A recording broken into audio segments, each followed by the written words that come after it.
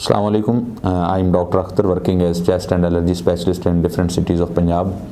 ये हमारा एक सीरीज़ है वीडियोस की जिसमें मैं अपने जो पेशेंट्स हमारे क्लिनिक पे आते हैं या जो हमारे यूट्यूब पे लोग सब्सक्राइब करते हैं और क्वेश्चन करते हैं कमेंट्स, उनको हम एक पेपर पे लिख के मैं कोशिश करता हूँ कि आपको रिप्लाई करूँ। ये क्वेश्चन है जो किया गया है, वो पूछते हैं कि डॉक्टर साहब मुझे दमा एलर्जी और मैं एलर्जी वैक्सीन लगाना चाहता हूँ, मुझे एलर्जी वैक्सीन के बारे में गाइड करें।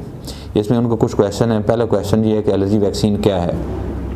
अब देखें, जो वैक्सीन होती है ना, इसको आम लफ्ज़ों में आप इस तरह कह सकते हैं जिस तरह बच्चों के फांसी टीके, जिस तरह बच्चों को फांसी टीके शुरू में लगते हैं 4-4 हफ्ते के हिसाब से, तो उसका मकसद ये होता है कि हेपेटाइटिस बी, सी या जितने भी मुख्तलिफ़ किस्म के वायरस हैं या पोलियो के कतरे पिलाए जाते हैं ताकि उन इन्फेक्शन से बच्चों को फ्यूचर में बचाया जा सके 15, 20 या 25 साल के लिए। तो वो एक इन्फेक्शन के ख़िलाफ़ वैक्सीन होती है बच्चों की। सेम आप एक आम आदमी को समझाने के लिए कह रहा हूँ कि ये सेम ये जो हम करते हैं वैक्सीन लगाते हैं एलर्जी की, आप इसको एलर्जी के हिफाजती टीके कह सकते हैं। इसका ये फ़ायदा होता है कि जब ये लगा ली जाए, और ये 3 साल इसका कम से कम टाइम होता है, मैक्सिमम 5 साल होता है, इसके लगाने से ये फ़ायदा होता है कि आपको बार बार एलर्जी के अटैक नहीं आते। एलर्जी 4 किस्म की होती है। सांस की एलर्जी जिसको हम दमा कहते हैं, नाक की होती है, आंखों की होती है, स्किन की। इनमें से कोई भी हो, अगर आप मेडिसिन खाते रहें तो वक्ती कंट्रोल करती है, वो हल्की फुल्की खानी पड़ती है। मतलब 2-4 महीने खाई, ठीक हो गया, छोड़ दी, उसके बाद फिर खा ली, उसके बाद छोड़ दी, तो ऐसे करना पड़ता है अगर आप मेडिसिन से इलाज करें। अगर वैक्सीन से इलाज करें तो वो फिर 3 साल का इलाज होता है। लेकिन अगर जब ये पूरा इलाज हो जाए, इसका ये फ़ायदा होता है कि आपको दोबारा बार बार मसले मसाइल नहीं होते फ्यूचर में एलर्जी से मुतल्लिक़, इनमें से कोई भी हो। तो ये इसका फ़ायदा है। अगला ये है कि उसकी कीमत, उन्होंने पूछा इसकी कीमत क्या है। अब ये हम इसका जो हम वैक्सीन देते हैं वो तो ऊपर प्रिंटेड होती है। जो आजकल चल रहा है वो कोई 1300-1400 रुपये है एक वैक्सीन का। 2 हूँ या 3 हूँ, डिपेंड करता है पेशेंट की कि उसको कितनी ज़रूरत है, उस हिसाब से फैसला हो जाता है।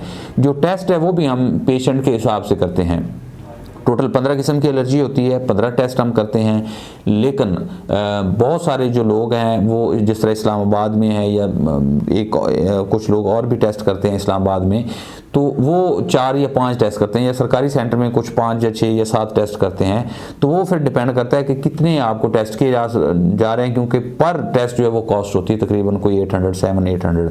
तो वो डिपेंड करता है आप कितने करवा रहे हैं, वो हम टेस्ट करते हैं, फिर उसके हिसाब से उसकी वैक्सीन का फैसला होता है, फिर हम वैक्सीन स्टार्ट कर देते हैं। अगला सवाल यह है कि उसका दुरानिया क्या होता है। दुरानिया इसमें यही है कि हम इसको 3 साल कम से कम लगानी होती है और मैक्सिमम 5 साल होती है। अब इसमें बहुत सारे लोग ये क्वेश्चन करते हैं कि हमने इस्लामाबाद से फॉर एग्जांपल 1 साल लगाई, हमने 2 साल लगाई, लेकिन हमें साल या 2 के बाद दोबारा फिर मसला शुरू हो गया और हमें कोई फ़ायदा नहीं हुआ। तो उनके लिए इम्पॉर्टेंट बात यह है कि जो वैक्सीन है इसके लिए जो इसका ड्यूरेशन वो कम से कम 3 साल है। अगर वो 3 साल पूरा नहीं होगा, क्योंकि ये जो वैक्सीन लगाने का मकसद है आपके जिस्म में इम्यूनिटी बिल्ड करनी है। जब हम वैक्सीन लगाते हैं तो इसमें IgG प्रोड्यूस होते हैं उस एलर्जन के ख़िलाफ़, वो आपके जो इम्यून सिस्टम उसको स्ट्रॉन्ग करते हैं और आपको एलर्जी से बचाते हैं। तो जब ये टाइम पूरा नहीं होता तो डेफिनेटली आपको पूरा फ़ायदा नहीं होगा या उसमें पार्शल फ़ायदा होगा। अगला उसमें सवाल यह है कि एलर्जी वैक्सीन में स्टीरॉयड इस्तेमाल होता है।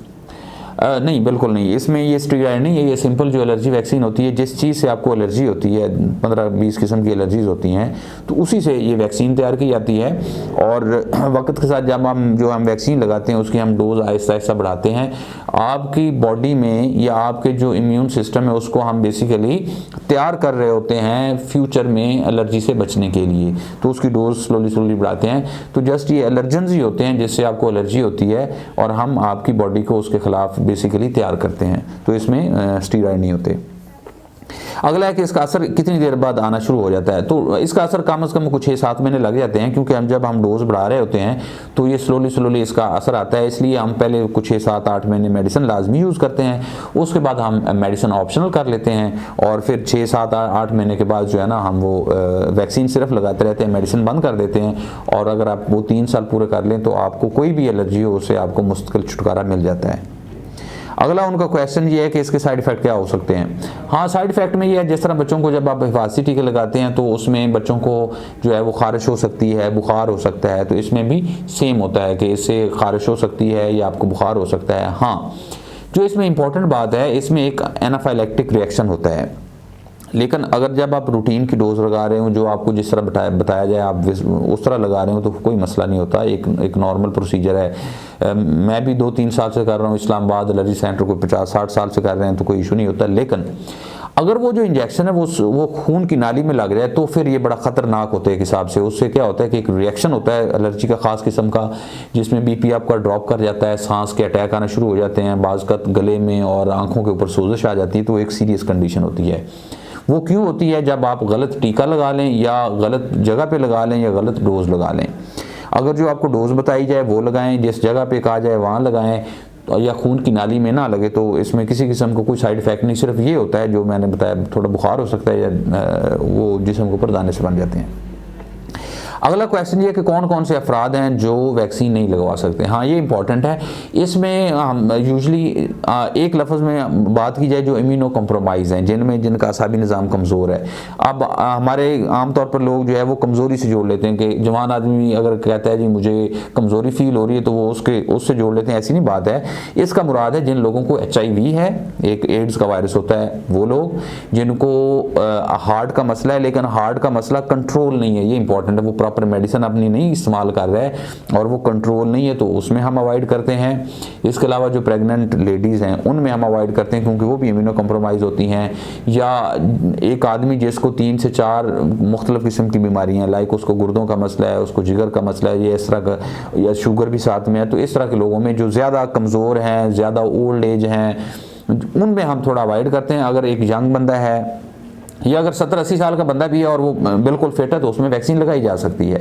तो इसमें हमारा वही है। या बहुत छोटा बच्चा है, 2 या 3 साल का, तो जब 4-5 साल का बच्चा हो जाए तो उसमें आसानी से हम वो लगा सकते हैं। इस तरह एज का अपर लिमिट कोई नहीं है। सिर्फ उसमें ये होता है कि वो इम्यूनो कम्प्रोमाइज़ ना हो, उसको शुगर और वो ब्लड प्रेशर के मसाइल जो है कंट्रोल हो, हेपेटाइटिस ना हो, तो इन लोगों में हम वैक्सीन लगाते हैं और उनको बेनिफिट भी होता है। तो आपके लिए भी कोई आपका क्वेश्चन हो, आप नीचे कमेंट्स में लिखें, मैं इंशाल्लाह आपको उसकी वीडियो बना के आपको उसका जवाब दूंगा। अल्लाह ताला आपको और आपके घर वालों को आमीन। अल्लाह हाफ़िज़।